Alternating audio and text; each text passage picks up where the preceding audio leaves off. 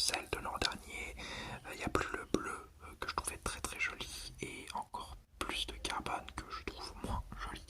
Le orange et noir, il faut qu'il soit agrémenté d'une petite couleur un petit peu détendue, détendante. Et là, il y a plus bleu, comme je l'ai dit, donc c'est pas très très beau.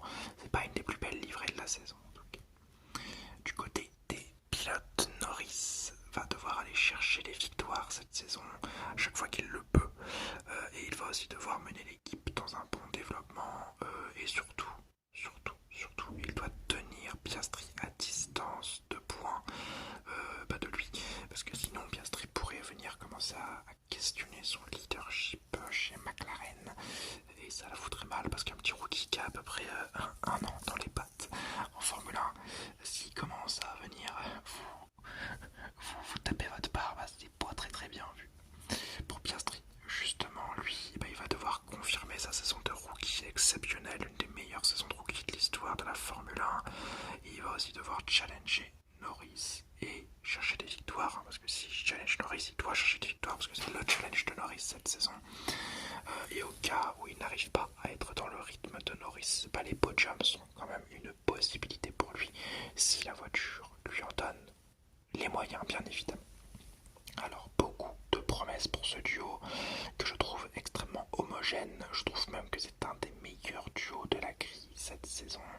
Vous connaissez mon appétence pour Piastri qu'on a découvert l'an dernier, que j'aime beaucoup, vraiment beaucoup.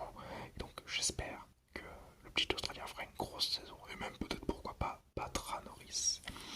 Mais ces deux pilotes font partie d'une institution, cette institution s'appelle McLaren et en parlant de McLaren, ils vont devoir bien se développer cette année et confirmer leur incroyable capacité de développement de l'an dernier. Donc on a vu l'an dernier, ça partait pour finir dans le fond de grille et ça finit au final comme une des meilleures écuries du plateau en fin de saison. Donc on espère pour eux que cette trêve hivernale aura été bénéfique, même si la présentation a été discrète, même s'il y a eu pas mal de non-dits et de cachets, il y a des belles promesses de l'an dernier et il ne faut pas les oublier.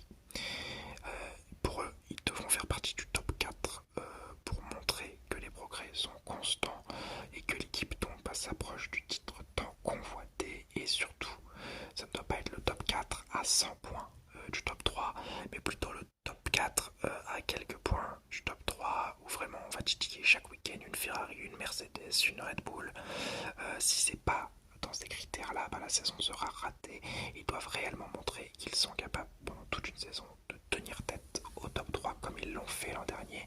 Et ce sera sûrement le plus gros défi de la McLaren, surtout qu'on connaît leur saison, leur début de saison un petit peu poussif depuis certaines années.